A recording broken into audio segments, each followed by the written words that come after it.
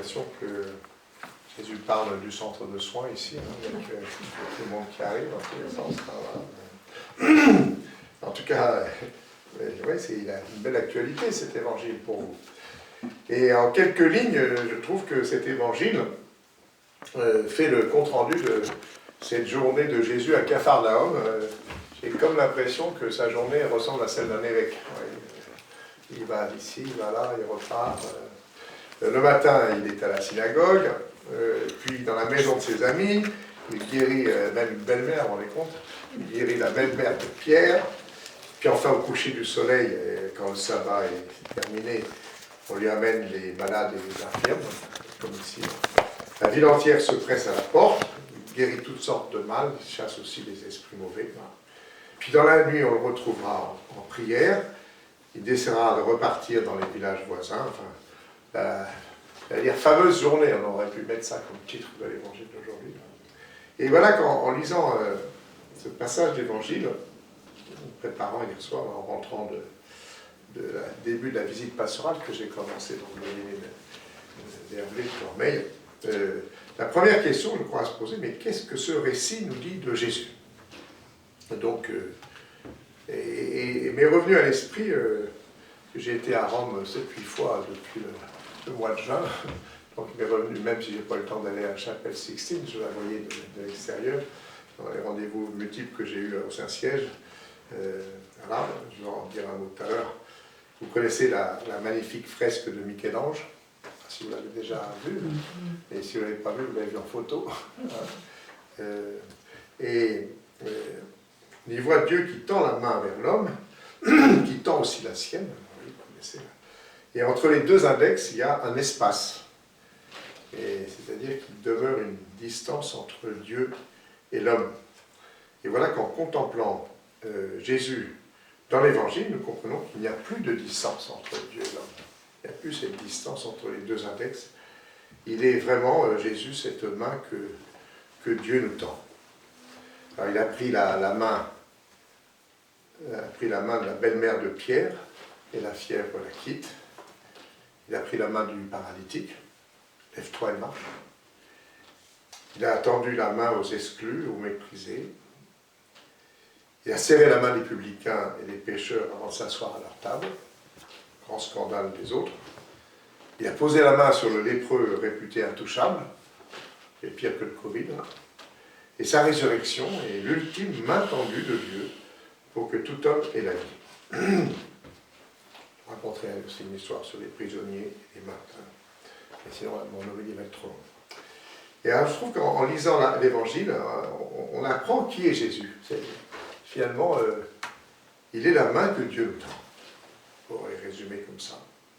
Donc, celui que Dieu a envoyé dans le monde pour sauver et pour guérir tous les hommes. C'est clairement dit déjà dans l'Évangile. C'était hier à Capharnaüm, avant-hier. C'est aujourd'hui encore ici, dans cette maison.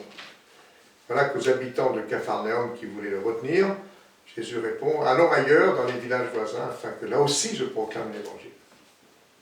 Alors on peut se poser la question, mais alors où est-ce qu'il est parti? J'ai envie de répondre, mais ne cherchons pas.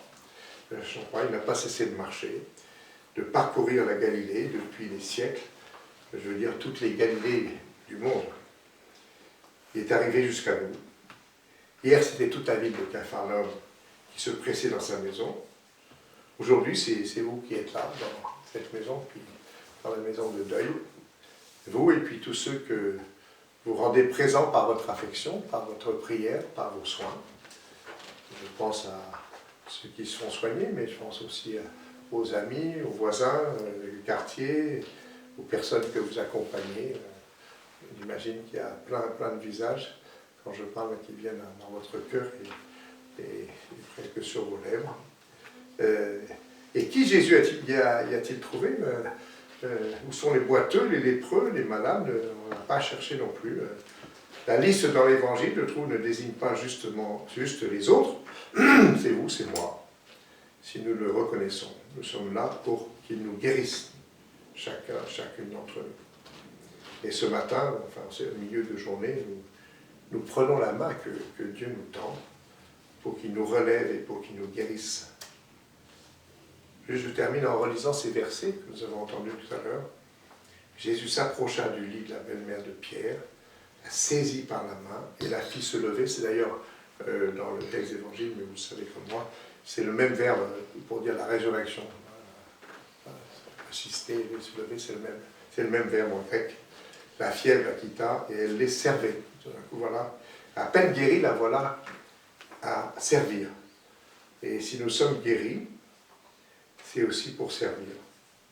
Finalement, servir, c'est prendre la main que Dieu nous tend, en saisissant celle qui se tend vers nous, celle des membres de vos deux communautés, celle de vos proches ou d'autres mains plus lointaines. Finalement, servir, c'est combler la distance par de l'amour, par l'amour au quotidien, dans vos communautés, dans vos maisons, comme celle de Pierre. Finalement, peut-être que la guérison de la belle-mère de Pierre, souvent on parle des belles-mères de façon souvent un peu critique, mais c'est un exemple de l'amour et de prédilection de Jésus pour les malades. Voilà que l'Église les lui confie pour qu'il allège leur peine, qu'il les sauve. Et je trouve que c'est une belle mission qui est la vôtre ici, dans notre diocèse. Alors, j'ai envie de conclure par un appel. C'est cette attitude du Christ à l'égard des malades. C'est aussi un appel pour nos communautés chrétiennes, plus larges. Je pense à celle que je commence à visiter dans ma visite pastorale, pour qu'elles soient attentives aux personnes malades, aux personnes seules, qu'elles soient âgées ou plus jeunes.